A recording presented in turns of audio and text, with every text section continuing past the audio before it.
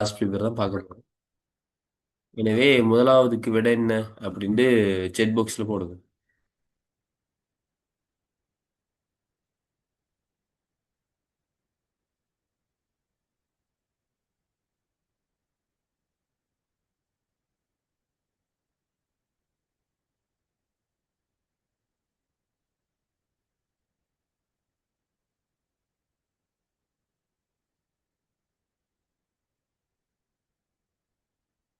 முதலாவதுக்கு answer என்ன?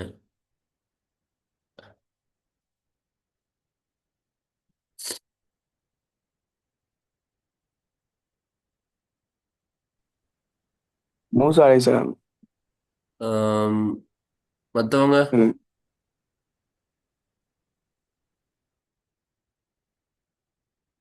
கை கால் பண்ணி சொல்ல சொல்லுங்க, இல்லாட்டி இதுலயும் போடலாம் செட் பாக்ஸ்ல. ஐந்தாவதுன்னு சொல்லுங்க. மத்தவங்க அஞ்சாவதுன்னு சொல்லிக்கிறீங்க.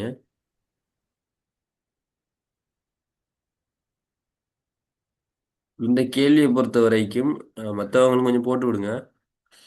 இந்த கேள்வியை பொறுத்த வரைக்கும் இந்த சின்ன வயசுல நாங்கள் ஒரு பாட்டு ஒன்று படிச்சு பாடமாக்கியிருப்போம். அது தெரிஞ்சிருந்தா உங்களுக்கு டக்குன்னு இதுக்கு சொல்ல இயலும்.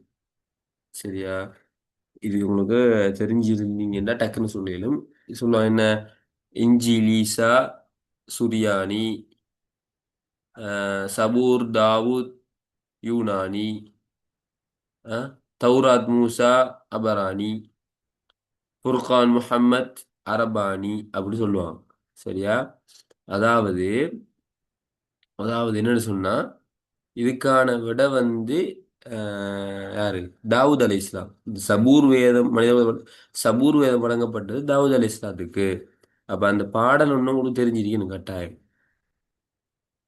இது மாதிரி மற்ற நபிமார்களை போட்டு கேட்கலாம். சரியா? ஆஹ் அப்ப முதலாவது கூட எத்தனாவது? ஐந்தாவது. அப்ப ஓகே. சரியா? கொஞ்சம் விடைய கொஞ்சம் திருத்திக் கொள்ளுங்க. ஓகே. இப்ப இரண்டாவது கூட என்ன?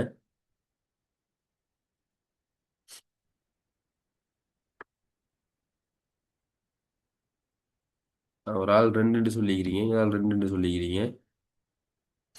எக்காரணத்தை கொண்டு உங்களோட புக்குகளில் இருக்கிற விடைகளை பார்த்து கொள்ளாதீங்க. அது உங்களுக்கு நீங்களே செய்கிற அநியாயம். முயன்று தவறு முயன்று தவறுன்னு சைக்காலஜியில் ஒன்று இருக்குது. முயன்று தவறு என்ன? தவறி கற்றல். அதுதான் பெஸ்ட். அப்படின்டா ட்ரை பண்ணுறது, பிழை விடுறது, பிழையிலிருந்து ஓகேன்னு கற்றுக்கொள்றது, கற்றுக்கொண்டு அடுத்த முறை அந்த பிழையை விடாமல் இருக்கிறது. இப்படி படித்தா தான் அது நல்லா ஞாபகத்தில் நிற்கும். சரி, அப்போ இரண்டாவது நாங்கள் பார்ப்போம். நபி ஸல்லல்லாஹு அலைஹி வஸல்லம் அவங்களுக்கு அல் குர்ஆன் அருளப்பட்ட நூற்றாண்டு என்னன்னு கேட்குறாங்க. அப்போ இது ஒரு இன்ஃபர்மேஷன், இது ஒரு தகவலோட சம்மந்தப்பட்டது. அப்போ இதை நீ கொப்பியில் எழுதி இது பாடமாக்கி கொள்ளணும். சரியா? இதுக்கான விடை என்னன்னு சொன்னா இரண்டாவது கிபி 7ஆம் நூற்றாண்டு. அதுல தான் என்ன செய்யுது? நபி ஸல்லல்லாஹு அலைஹி வஸல்லம் அவங்களுக்கு குர்ஆன் இறக்கப்படுது.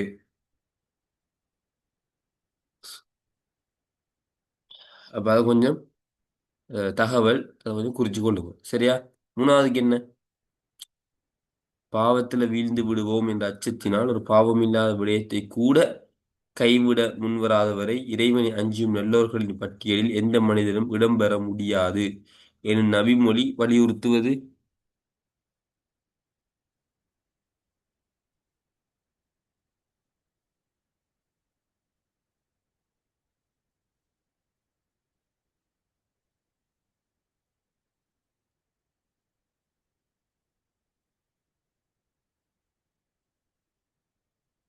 மூணாவதுக்கு என்ன? எல்லாரும் கொஞ்சம் போட்டு விடுங்க.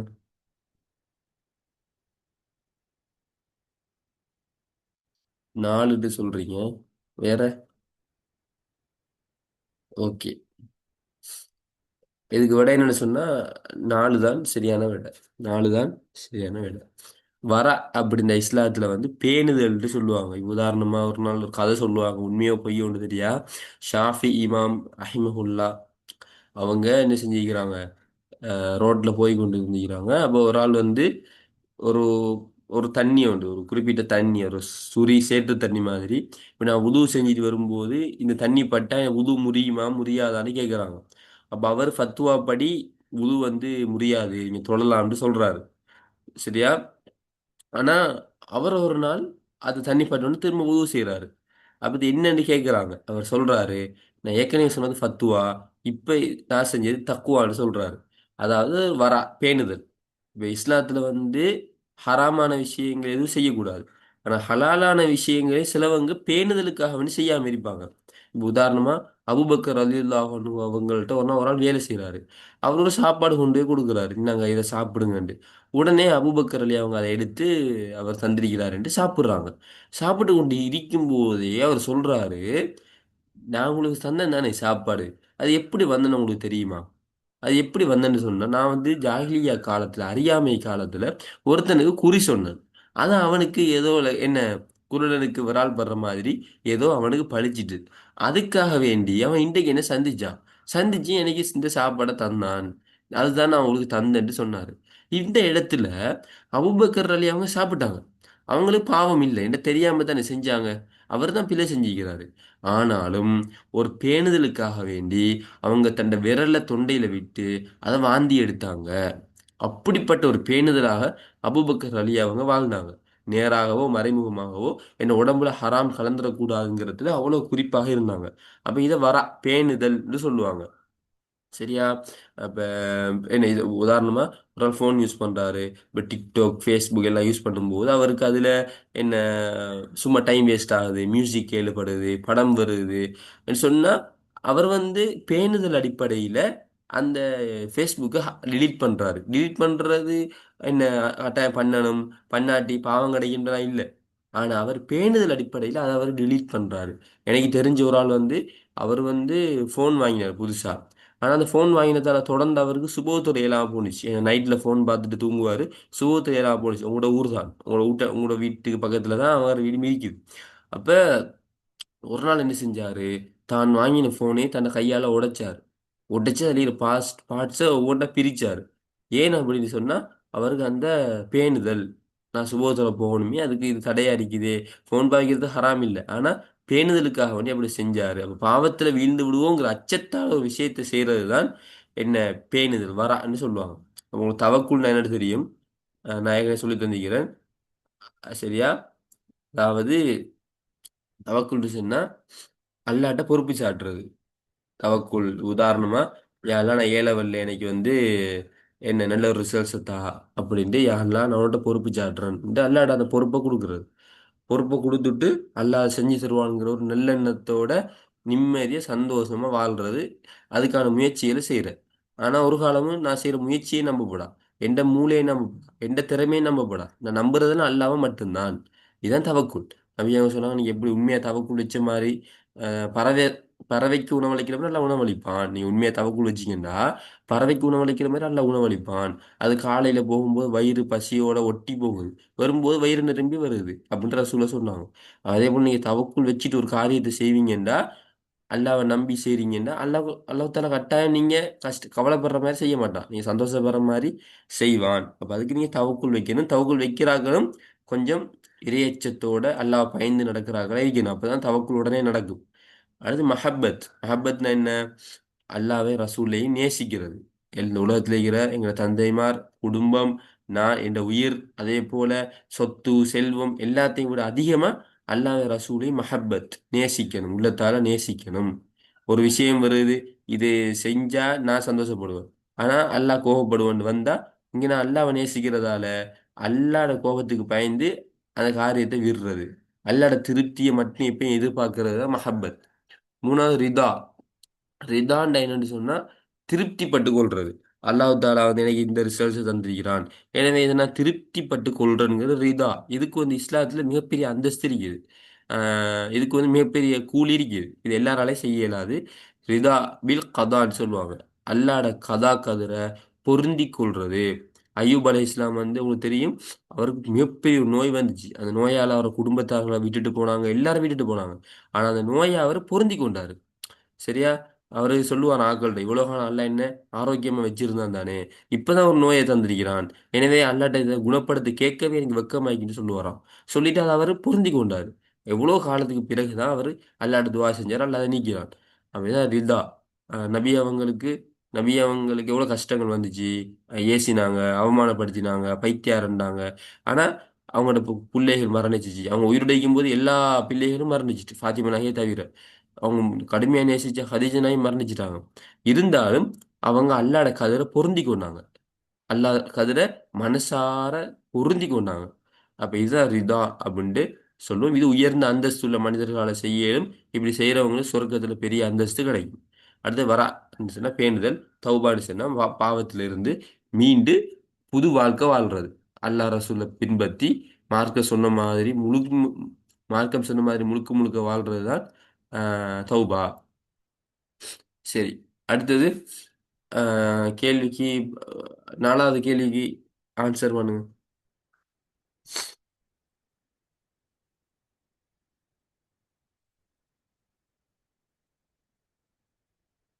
இதுவும் தகவலோட சம்பந்தப்பட்டது. இதை நீங்க கொஞ்சம் தெரிஞ்சு வச்சுக்கொள்ளணும். சரியா? அஹ், சரி, இது வந்து தகவலோட சம்பந்தப்பட்டதுங்கிறத நான் சொல்றேன். நாலாவதுக்கு விட வந்து நாலாவது சாத் பின் பக்கர் கிளையை சேர்ந்தவங்க தான் ஹலிமா நாயகி, ஹலீமா அம்மையார். இது பனு ஹாஷிம் கோத்திரங்கிறது நபி அவங்களோட கோத்திரம். குதா கோத்திரம் ஒன்று இருக்குது, அது வராது விட. அது வந்து என்ன, இதுவும் பழைய கோத்திரங்கள்ல உண்டு. அடுத்து இது வந்து இந்த இஸ்மாயில் நபி அவங்க இந்த குதா கோத்திரத்தில் ஒரு பெண்ணை திருமணம் முடிச்சாங்க. அதுல இருந்து தான் அப்படியோ பனு ஹாஷிம் கோத்திரம் வரும். அதுல இருந்து நபி ஸல்லல்லாஹு அலைஹி வஸல்லம் வந்தாங்க என்ன மாதிரி ஒரு சம்பவம் இருக்குது. பனு முத்தலிப் வம்சம்ங்கிறது அந்த பனு ஹாஷிம்குள்ள வாரது தான் அந்த பனு முத்தலிப் வம்சம். அடுத்து நபி ஸல்லல்லாஹு அலைஹி வஸல்லம் அவங்க குடும்பம். சரியா?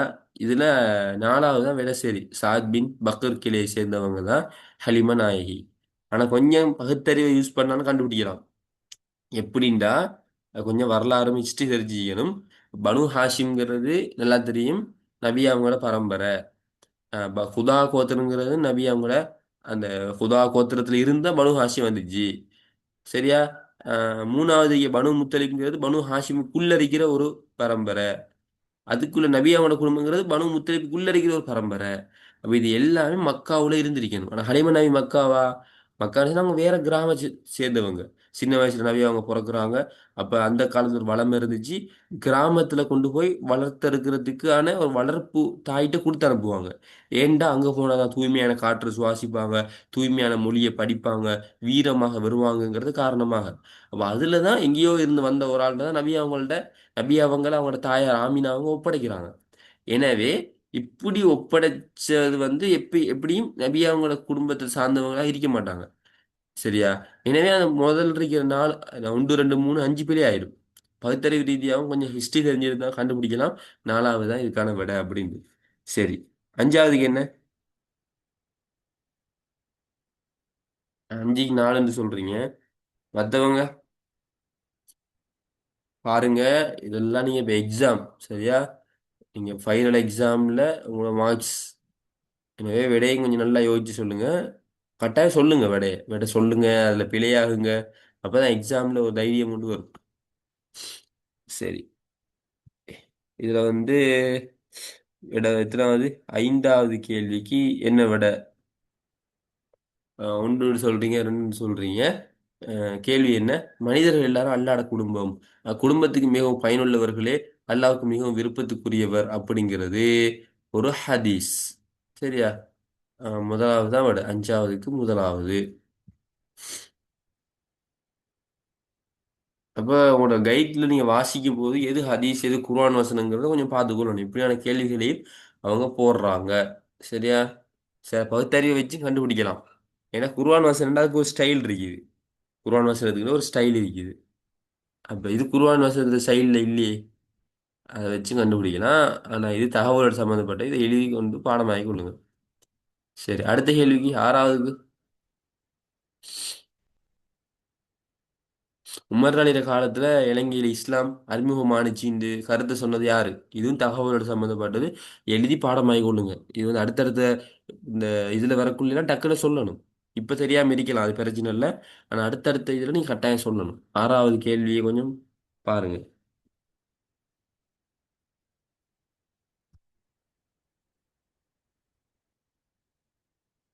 ஆறாவது பாருங்க.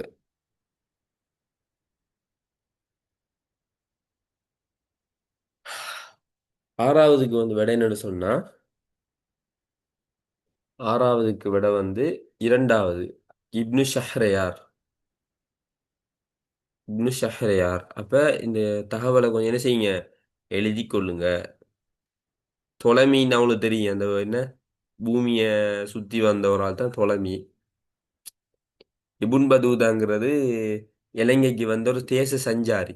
அவர் இலங்கைக்கு வாராரு. அப்படியோ காலிக்கு வந்து கொழும்புக்கு போய் புத்தளத்துக்கு போய் சில இடங்களுக்கு போய் சுத்தி பார்த்துட்டு அவர் நாட்டுக்கு போறாரு. போய் ஒரு புத்தகம் எழுதுறாரு. நான் நினைக்கிறேன் அஜாயிபுல் ஹிந்துன்னு ஒரு புத்தகம் உண்டு. அதுல நான் போன இடங்கள், இலங்கையில் என்னென்ன இடங்களை பார்த்தேன், அங்க இருக்கிற மக்கள் எப்படிப்பட்டவங்கன்னா எழுதியிருக்கிறாரு. சரியா? அப்ப விட வந்து ரெண்டாவது. ஏழாவதுக்கு என்ன? ஏழாவது மூணாவதுன்னு சொல்றீங்க. தாபீன்கள் காலத்து அறிஞர்களது ஹதீஸ் தொகுப்புகள் எவ்வாறு அழைக்கப்பட்டன? ஓ, மூணாவது தான் விட முஸ்னத்னு அழைக்கப்பட்டது. இது என்னன்னு சொன்னா, தாபீன்கள் அந்த அந்த இது ஒரு தகவல். அந்த தாபீன்கள் காலத்து அறிஞர்கள் ஹதீஸ் தொகுப்புகள் வந்து கைட்ல இருக்குது. அப்போ முஸ்னத். சரியா? அதை பார்த்துக்கொள்ளுங்க.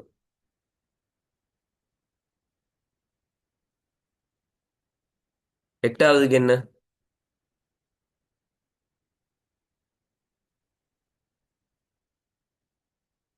அஞ்சாவதுன்னு போட்டிக்கிறீங்க. ஏற்கனவே உறுதி செய்யப்பட்ட ஒரு விடயத்தை தொடர்ந்தும் அதே நிலைப்பாட்டில் வைத்திருப்பதை இஸ்லாமிய பரிபாஷையில் என்ன சொல்லுவாங்க அப்படின்னு கேட்குறாங்க. ஏற்கனவே உறுதி செய்யப்பட்ட ஒரு விடயத்தை தொடர்ந்தும் அதே நிலைப்பாட்டில் வைத்திருப்பதை இஸ்லாமிய பரிபாஷையில் என்ன சொல்லுவாங்கன்னு கேட்குறாங்க. இதுக்கு விட வந்து நாலாவது. சரியா? விட வந்து நாலாவது. ஏற்கனவே உறுதி செய்யப்பட்ட ஒரு விஷயத்தை தொடர்ந்து அதே நிலைப்பாட்டில் வச்சிக்கிறது என்ன அப்படின்டா, அது வந்து இஸ்திஸ்ஹாப்னு சொல்லுவாங்க. சரியா?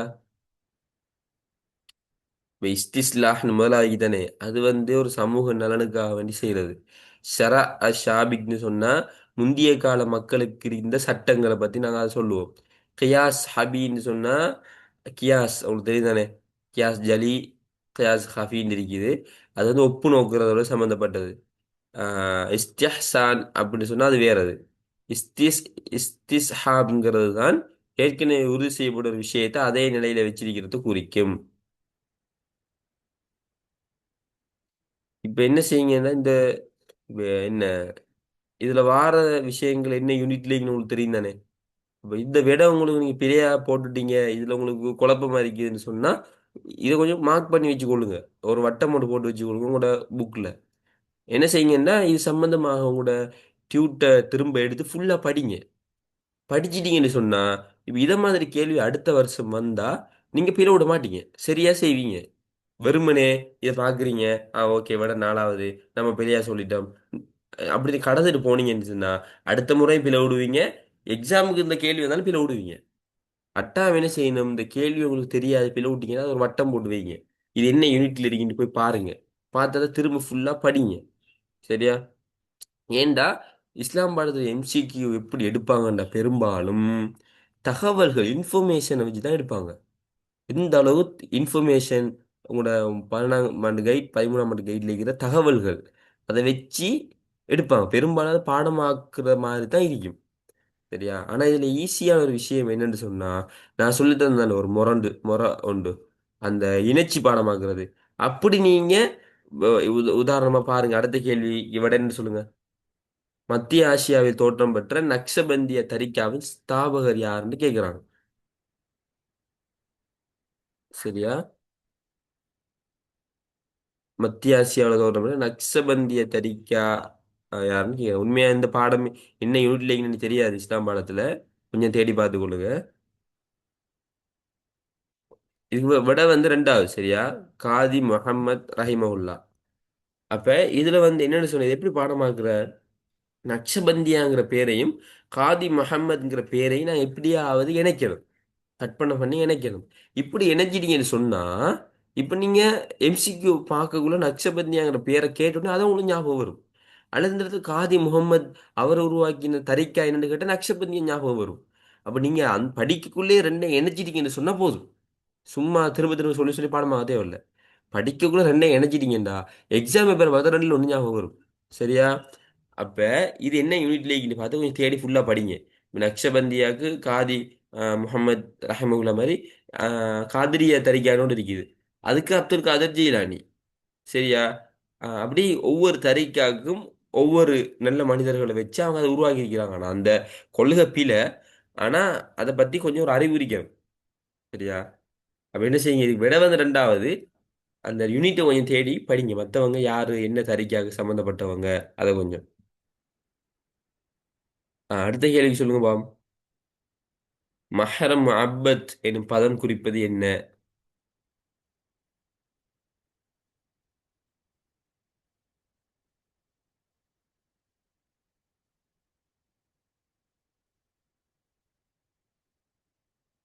இதுல வந்து என்னன்னு சொன்னா கொஞ்சம் அரபு மொழி தெரிஞ்சவங்க டக்குன்னு செஞ்சிடுவாங்க. சரியா? மஹரம் முஅப்பத் மஹரம்டா என்ன உங்களுக்கு தெரியும். நாங்க ஏற்கனவே படிச்சதுதான். திருமணம் முடிக்க அனுமதிக்கப்படாத ஆட்கள். முஅப்பத்னா என்னண்டா அரபுல அபது அபதன் சொன்னா எப்போதும் அர்த்தம். அல்லாஹ் சொல்லும் இது ஹாலிதீன ஃபீஹா அபதான்னு வரும். சூரா பையினாத்துல அந்த நினைக்கிறேன். அதுல வந்து என்ன உலாய்கவும் ஹைருல் பரியா ஜஸாஉஹும் இந்த ரப்பிஹிம் ஜன்னாத்து அத்னின் தஜ்ரி மின் தஹ்திஹல் அன்ஹாரி ஹாலிதீன ஃபீஹா அபதா. மூமின்களை பொறுத்த வரைக்கும் அவங்களுக்கு அல்லாஹ் தஆலா கூலியா சொர்க்கத்தை கொடுப்பான். அதன் கீழ் ஆறுகள் ஓடிக்கொண்டிருக்கும். அதுல அவங்க எப்போதுமே நிரந்தரமாக இருப்பார்கள் என்று வரும். அபதாங்கிறது எப்போதுமே என்று அர்த்தம். அப்ப மஹரம் முஹப்பத்னா தமிழ் மொழிபெயர்ப்பு என்ன? எப்போதுமே திருமணம் முடிக்க அனுமதிக்கப்படாதவர்கள்ங்கிறது தமிழ் மொழிபெயர்ப்பு. அப்ப விட என்ன முதலாவது? மஹரம் முஅப்பத் அப்படின்னு சொன்னா முதலாவது தான் அதுக்கு விட. சரி, 11வதுக்கு என்ன? மூணுன்னு சொல்றீங்க. மத்தவங்க?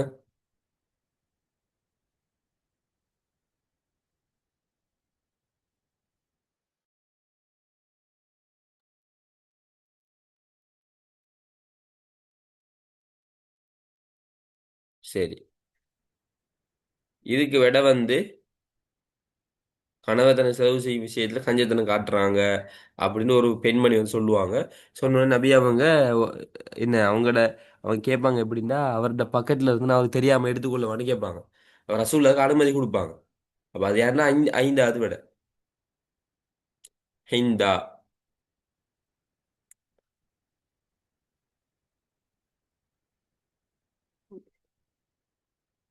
சரி, 12வதுக்கு என்ன?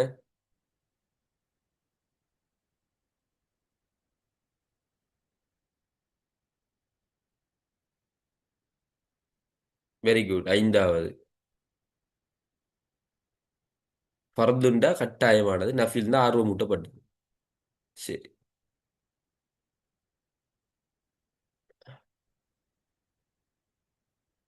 சரி, அடுத்தது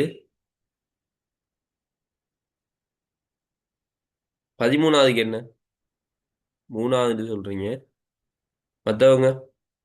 சக்காத்தை சேகரித்து விநியோகிக்கும் பணியில் ஈடுபடுவோர் எவ்வாறு அழைக்கப்படுவர்?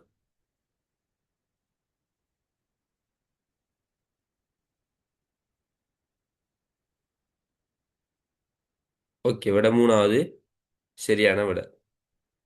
ஃபக்கீர் இதெல்லாம் ஏற்கனவே படிச்சுக்கிறோம். ஃபக்கீர்னா பரம ஏழை. மிஸ்கீன்டா ஒரு அளவுக்கு வசதி இருக்குது, ஆனால் அன்றாட தேவைகளை நிறைவேற்ற அளவுக்கு வசதி இல்லை மிஸ்கின். ஆமீன்டா அந்த காசெல்லாம் சேர்த்து அதை விநியோகிக்கிறவர். மல்லபதுல் குலூப்டா புதுசாக இஸ்லாத்துக்கு வந்து வார மாதிரி ஐடியா ஆகிறார்கள். இப்னு சபீன்டா வழிப்போக்கர். அல் குர் அடுத்தது 14வதுக்கு என்ன?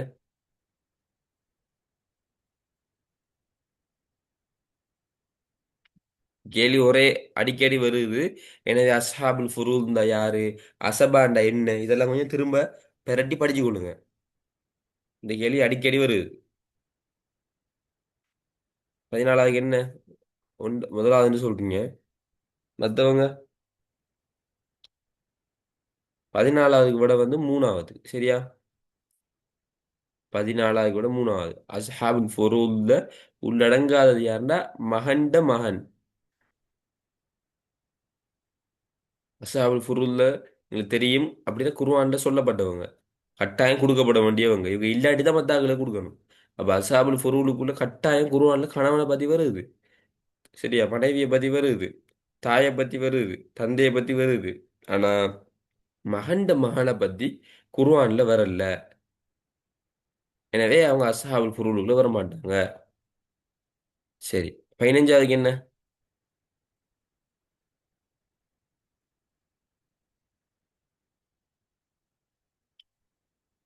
இல்ல, 15வதுக்கு விட வந்து நாலாவது. இல்ல இல்ல, 15வதுக்கு நாலாவது. சீனா. நாங்க ஏற்கனவே படிச்சோமே. வஹப் இப்னு அபி கப்சாங்கிறவர் சீனாக்கு போயிட்டு தான் இலங்கைக்கு வந்தாங்க அப்படின்ட்டு இருக்குது. கேட்டா சீனாக்கு சவுதிக்கு இடையில இலங்கை இருக்குது. அப்ப வழி மாதிரி போற டைம்ல ரெஸ்ட் எடுக்கிறதுக்கு இலங்கைக்கு வந்துட்டு போனாங்க அப்படின்னு சொல்லுவாங்க. அல்லது அந்த கப்பல் பழுதா இலங்கைக்கு வந்தாங்க, ஏதோ ஒரு காரணத்துக்காக சீனா முடிச்சுட்டு இலங்கைக்கு வந்தாங்கன்னு சொல்லி. அப்ப இந்த வஹப் இப்னு அபி ஹப்சாவை நீங்க இவர் சீனா ஸ்ரீலங்கா இப்படி மூணோட சம்பந்தப்படுத்தி நீங்க ஒரு ஞாபகத்தை வச்சுக்கொள்ளணும். சரி, 16வதுக்கு என்ன?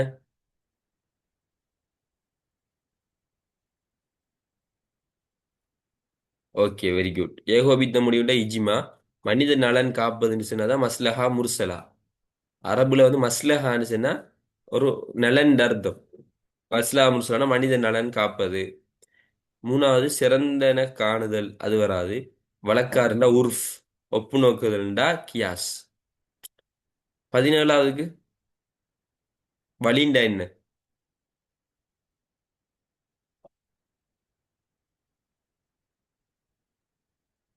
Very good. மணப்பெண்ணுக்கு பொறுப்பாக நிற்கிறாள் தான் வலின்னு சொல்லுவோம். 18வதுக்கு 18வதுக்கு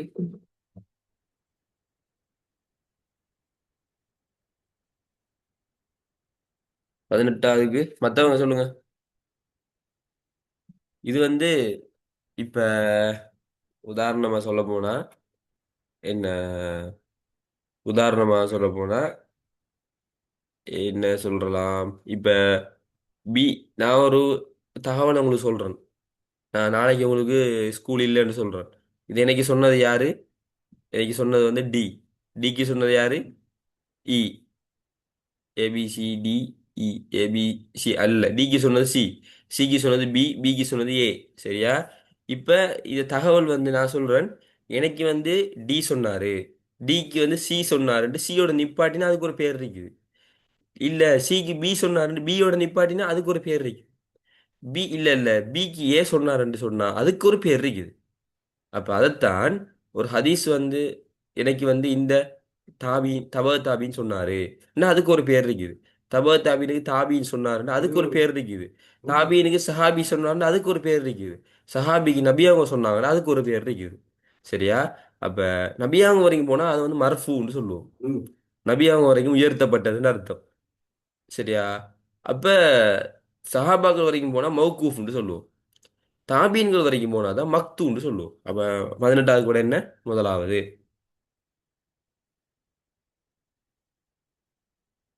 சரி, 19க்கு என்ன?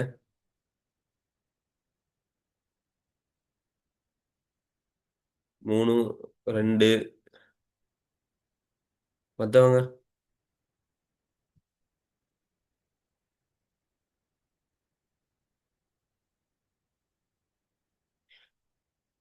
ஓகே, கேள்வி என்ன?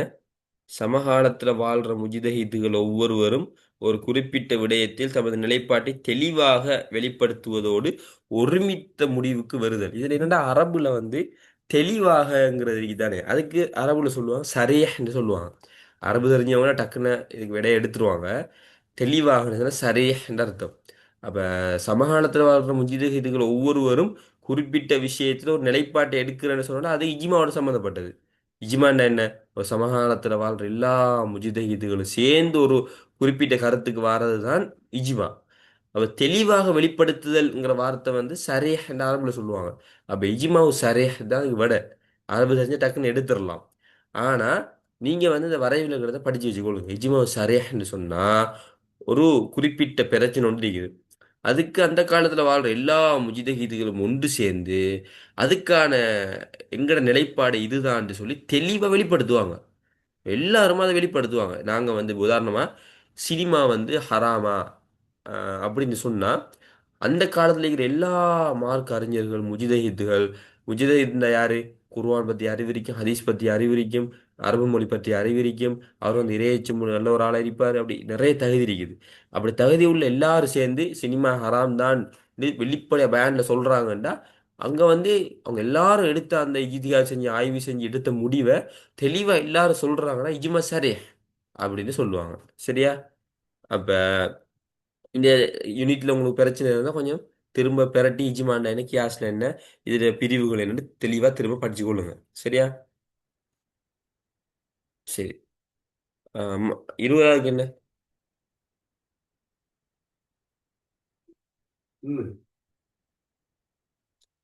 20வதுக்கு இதை ஏற்கனவே உங்களுக்கு சொல்லி தந்திக்கிறேன். அல் குர்ஆன்ல முஹ்கம் முத்தஷாபிஹ்னு ரெண்டு வகையான வசனங்கள் இருக்குது. சரியா? முஹ்கம் அப்படின்னு சொன்னா நேரடியான பொருள் தரக்கூடிய குர்ஆன் வசனங்கள். ஒரு கருத்தை மட்டும்தான் குறிக்கும். ரெண்டாவது கருத்துக்குள்ள இடம் இல்லை. முத்தஷாபிஹ்னு சொன்னா அதுக்கான உண்மையான பல அர்த்தங்கள் இருக்கலாம். அதுக்கான அர்த்தம் அல்லாஹ்க்கு தான் தெரியும். அல்லாஹ்வுக்கும் அறிவு கொடுக்கப்பட்டவங்களுக்கு தான் தெரியும். எல்லாருக்கும் அது தெரியாது. ஆஹ் முஹ்கமான விஷயங்கள் உதாரணமா குல் ஹுவல்லாஹு அஹத், அல்லாஹ் ஒருத்தனை தான் வணங்கணும் அப்படின்னு இருக்குது. அப்ப இதுல கருத்து என்ன? அப்படின்னு அல்லாஹ் ஒரு ஆளை வணங்கணும். வேற கருத்து நீ எடுக்கலாமா? எடுக்கலாது. இதுக்கான கருத்து வந்து எல்லாருக்கும் தெளிவா தெரியும் தானே? தெரியும். இதெல்லாம் முஹ்கமான வசனம்னு சொல்லுவோம். அல்லாஹ் குர்ஆன்ல சொல்றான், இந்த வேதத்தில் முஹ்கமான வசனங்களும் இருக்கின்றன, முத்தஷாபிஹான வசனங்களும் இருக்கின்றன. முத்தஷாபிஹான வசனங்களுக்கான கருத்து அல்லாஹ்வுக்கு மட்டும்தான் தெரியும். அதே போல அறிவு கொடுக்கப்பட்டவர்களுக்கும் தெரியும். யார உள்ளத்துல நோய் இருக்குதோ அவங்க தான் இந்த முத்தஷாபியான வசனங்களை தூக்கி பிடிச்சிட்டு முரண்பட்டு கொள்ளுவாங்க நல்லா சொல்றான். எனவே முத்தஷாபின்னு சொன்னா அதுக்கு பல பொருள் இருக்கலாம். அது அல்லாஹ்க்கும் அறிவு கொடுக்கப்பட்டவங்களுக்கு தான் தெரியும். உதாரணமா என்ன? சுவர்க்கம் இருக்குது, நரகம் இருக்குது, அல்லாஹ் தஆலா அரிசில இருக்கிறான். இப்படிப்பட்ட விஷயங்கள் இது மறைவானது. மனிதனால இதுக்கான ஒரு கருத்தை சரியா எடுக்கல. அது எப்படி இருக்குங்கிறது தெரியாது. அது வந்து என்ன பொருள் சரியா தெரியாது. அல்லாஹ் அரிசில இருக்கிறான்டா அரிசில இருக்கிறான் நம்பிட்டு போயிடணும். எப்படிங்கிறதெல்லாம் அல்லாஹ்க்கு தான் தெரியும். சரியா? அப்ப அதெல்லாம் முத்தஷாபியான வசனங்கள். அப்ப இங்க வந்து முஹ்கம்ங்கிறதுக்கு முதலாவது விட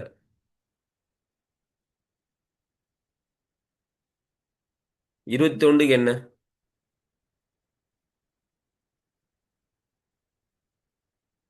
இந்த சம்பவம் வந்து 21 வாரது இல்ல சஹீஹான சம்பவம் ஒன்று இல்ல. ஆனாலும் உங்களோட பாடத்திட்டத்தில் இருக்கிறதால கொஞ்சம் பார்த்துக்கொள்ளுங்க. என்னண்டா அம்ர் இப்னு ஆஸ் ரலியல்லாஹு அன்ஹு ஒரு இடத்துக்கு கவர்னர் ஆகிக்கிறாங்க. அவரோட மகன் அப்துல்லா இப்னு அம்ர் இப்னு ஆஸ் ரலியல்லாஹு அன்ஹு யாரோ ஒரு ஆளுக்கு அடிச்சிடுறாரு. அந்த வழக்கு உமர் அலிட்ட வருது. உமர் அலி அவங்க அதை விசாரிக்கிறாங்க. விசாரிச்சு அந்த அடிக்கப்பட்டவருக்கு தான் நீதி இருக்குதுன்னு தெரிய வந்த உடனே உடனடியாக அம்ர் இப்னு ஆஸ் அலி கடிதம் எழுதுறாங்க. உடனே மகன் அனுப்புங்கண்டு. அப்ப மகன் அவர் தயங்குறாரு. இருந்தாலும் மகன் அனுப்பப்படுறாரு. ரெண்டு பேரையும் முன்னுக்கு வச்சு விசாரிக்கிறாங்க. விசாரிச்சுட்டு சொல்றாங்க அந்த அடிக்கப்பட்டவர்கிட்ட நீ வந்து திரும்ப அடின்னு சொல்லி அடிக்க வைக்கிறாங்க எல்லாருக்கும் முன்னாலே. அப்ப இப்படி ஒரு சம்பவம் சொல்லுவாங்க. ஆனா இது வந்து பொய்யானது. ஏன்டா அப்துல்லா இப்னு அம்ர் இப்னு ஆஸ் அலி அவங்க இவங்க சொல்ற மாதிரி இல்லை. அவர் மிகப்பெரிய ஒரு அறிஞராக இருந்தாரு. மிகப்பெரிய மார்க்கப்பற்றுள்ள நல்ல ஒரு மனிதராக இருந்தாரு. அவர் இப்படி செஞ்சாருங்கிறதுக்கான எந்த ஒரு ஆதாரமும் இல்லை. ஆனா என்ன வரலாறுல எழுதி வச்சுக்கிறாங்க சிலாக்கள். அப்ப அது வந்து உங்களுக்கு கைட்லயே வந்திருக்குது. அதனால விட இதுக்கு என்ன? ஆம், இதோட சம்மந்தப்பட்ட 21வதுக்கு விட என்ன அப்படின்னு சொன்னா அம்ர் இப்னு ஆஸ் எல்லாம் ஒண்ணும். சரியா? சரி. 22வதுக்கு என்ன? இன்னும் 3 நிமிடத்து 4 நிமிடத்துல ஓப்பன் பண்ண போகுது. அதுக்கடையில் சொல்லுங்க. 22 இஸ்லாத்தில் திருமண வைபவம் ஒன்று நடத்தும் போது தவிர்க்க வேண்டிய செயல் என்னன்னு கேட்குறாங்க. அப்ப இதுக்கு விட வந்து என்னன்னு சொன்னா ஆஹ், 4வது ஏன்னா முதலாவது கணவன் விருந்து உபசாரம் என்ற ஏற்பாடு செய்து திருமணத்தை பகிரங்கப்படுத்தணும், வலிமா கொடுக்கணும்னு சொல்றது சரி. ரெண்டாவது குறித்த பிரார்த்தனை மூலம் வாழ்த்தணும் அப்படின்னா பாரக்கல்லாஹு லக்குமான்னு சொல்லுவாங்க, ஓ பாரக்க ஃபீக்க அப்படின்லாம் சொல்லுவாங்க. சரியா? அப்ப இது வந்து ரெண்டாவது சரி. மூணாவது ஏற்கனவே தீர்மானிக்கப்பட்ட மகர் தொகையை கொடுக்கணும் அப்படிங்கிறது சரி. மகர் கொடுக்கத்தானே வேணும். நாலாவது பாருங்க, அணிகலன்கள் விலை உயர்ந்த ஆடைகளை அணிவிச்சு மணப்பெண்ணை காட்சிப்படுத்தணும். இது பிழை.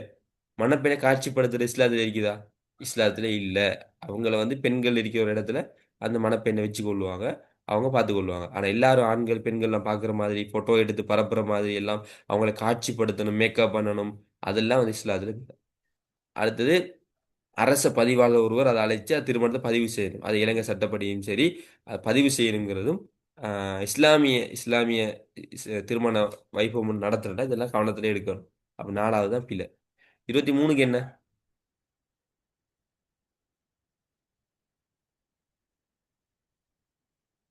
அம்ர் பில் மஅரூஃப் வ நஹி அனில் முன்கர்னா என்னன்னு கேட்குறாங்க.